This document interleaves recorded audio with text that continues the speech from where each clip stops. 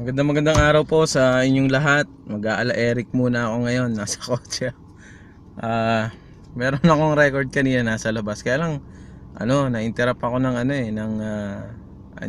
pinatigil ako nung truck kasi nakaharang yung kotse ko. So halos halos 10 minutes. Ulitin ko na lang dito. Pangalawang mensahe. Diba?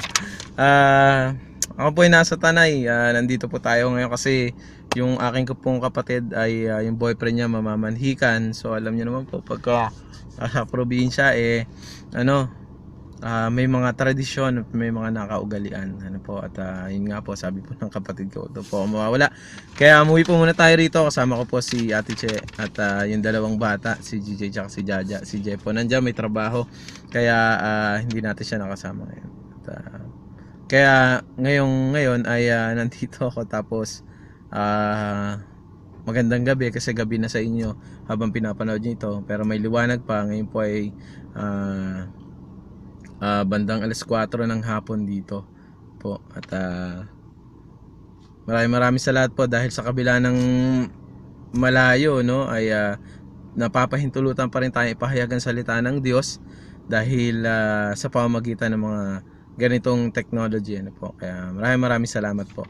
Gusto ko lang pong pansinin at aralin ngayong oras pong ito dahil napakaganda po na pagbulay-bulayan natin yung talatang ating aaralin. Of course, hindi na po natin gustong kunin pa kung bakit sinabi ito, pero basically ang Isaiah po ay pagpapahayag ng katagumpayan kasi in the middle of the captivity, Babylonian captivity, nandoon yung pagpapahayag ng Diyos, nandoon yung katagumpayan ng pagmamahal ng Diyos dito po sa mga Jews po. Pero nakita rin po natin dito kung paano ay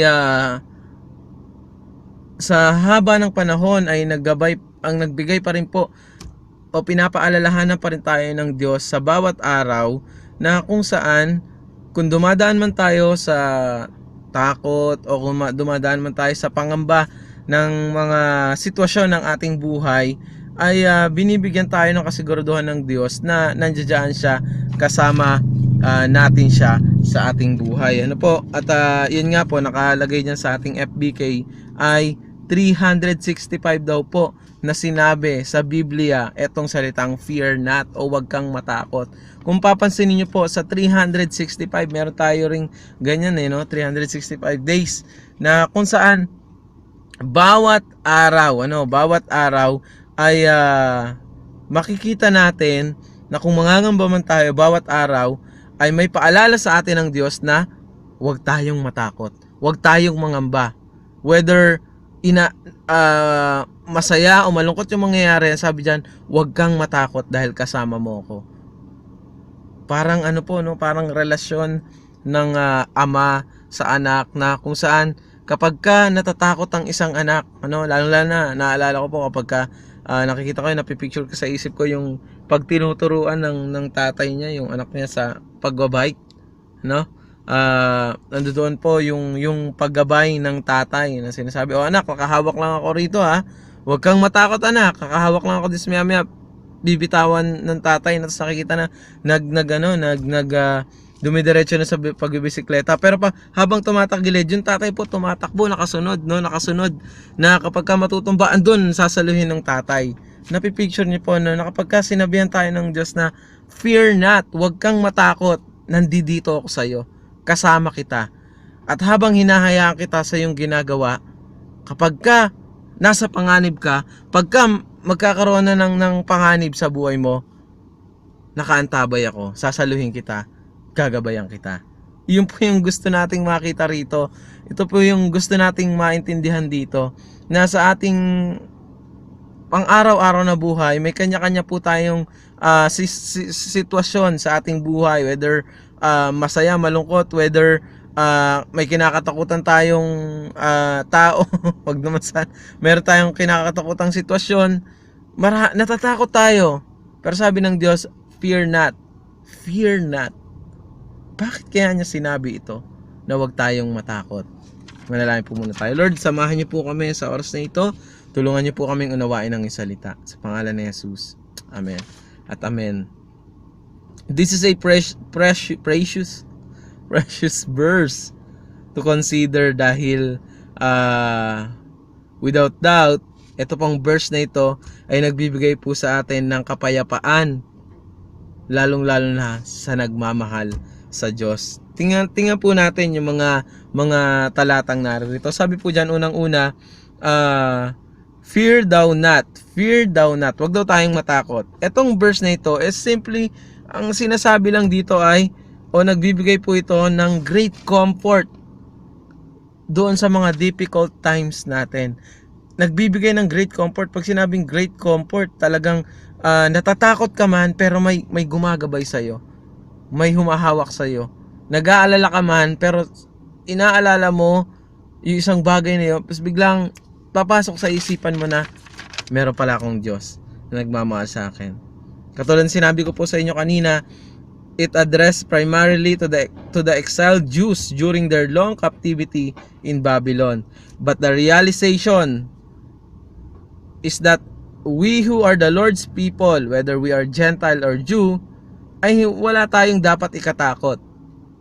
Dahil itong salitang fear not ay ina-address sa mga taong nagmamahal sa Diyos, lalong-lalo na sa mga dumadaan sa mga pagsubok sa buhay o pangamba sa buhay.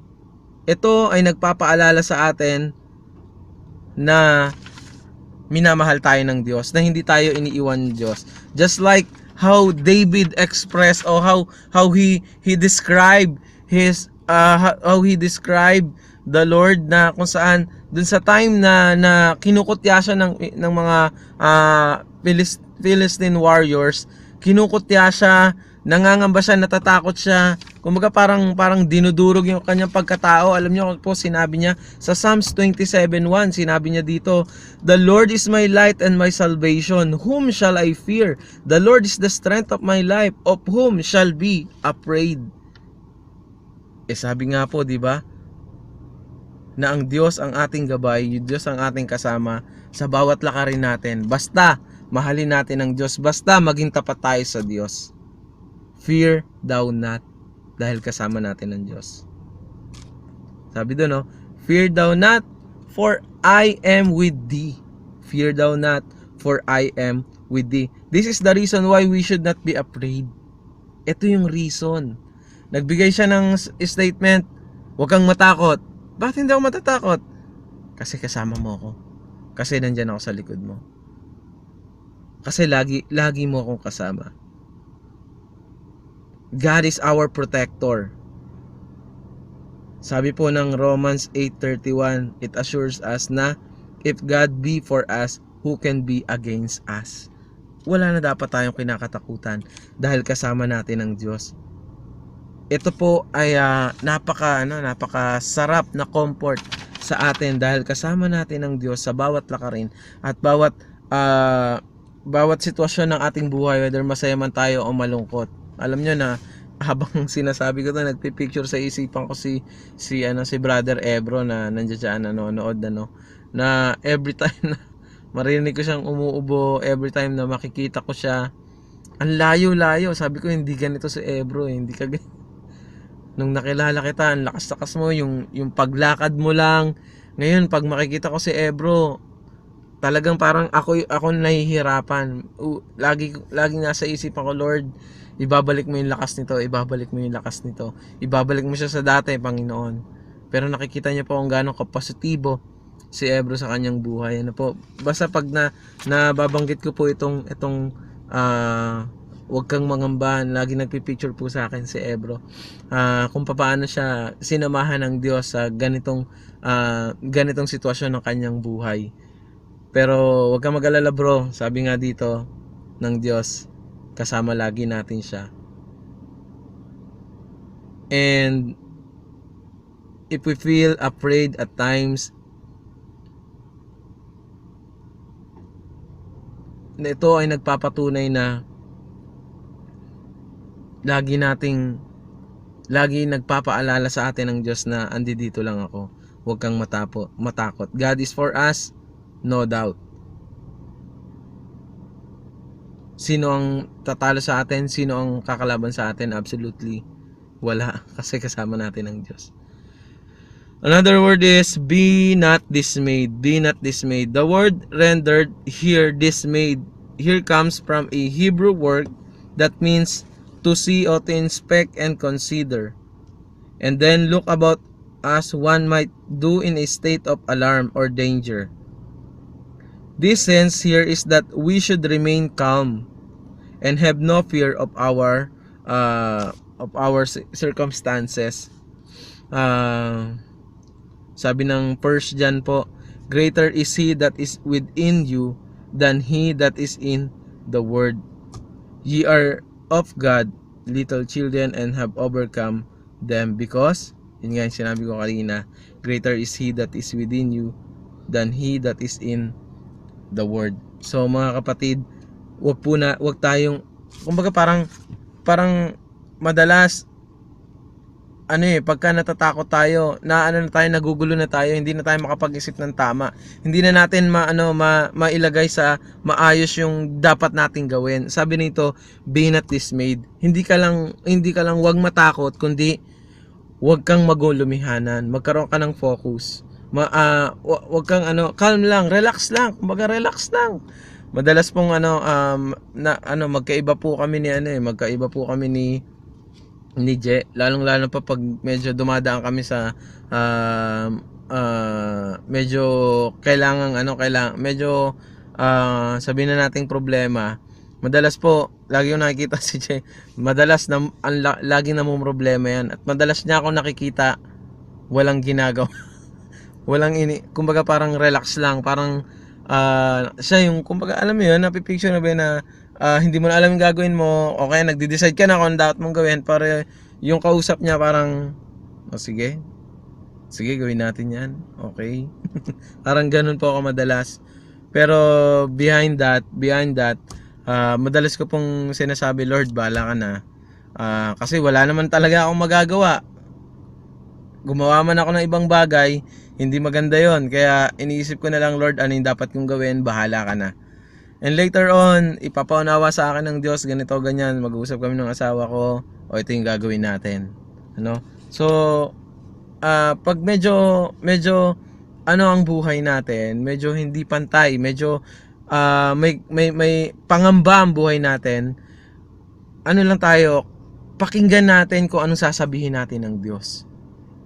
Hindi mo maririnig ang sinasabi at pinapaalala sa iyo ng Diyos kapag ka medyo busy ka sa lahat. Kumbaga parang inuunahan mo lang Diyos. Teka lang, antayin mo magsalita sa iyo ang Diyos.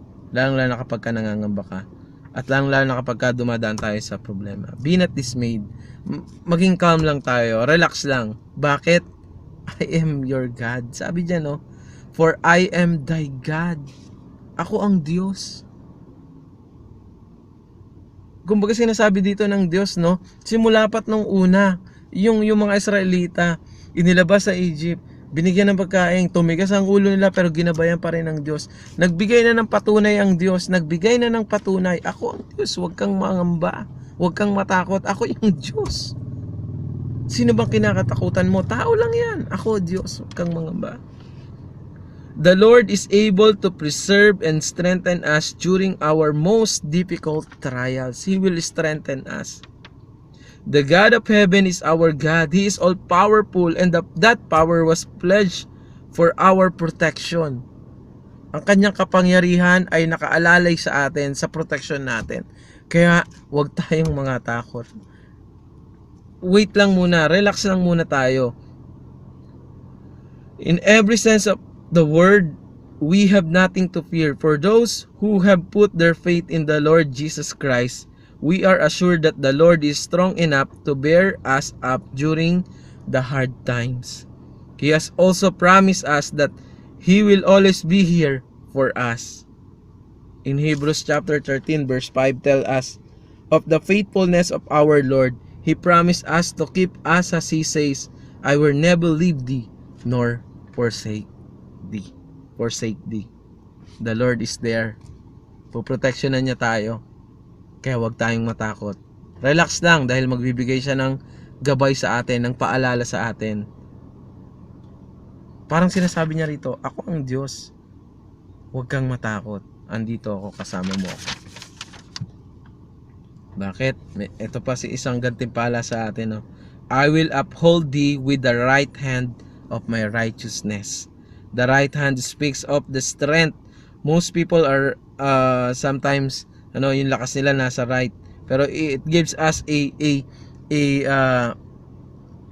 promise na sinusustain tayo ng Panginoon hindi sa sarili nating kalakasan kundi sa kanyang kalakasan, sa pamamagitan ng kanyang kalakasan. Hindi natin kaya yung sarili natin. We cannot hold ourselves up. Even our friends, kung sino man o kung sino may mga kilala natin, hindi tayo napapalakas yan. Ang nagpapalakas sa atin ay ang Diyos. It is the work of the Lord to sustain us. And the Lord uses His powerful right hand to uphold us and cause us to be victorious in all our trials. So mga kapatid,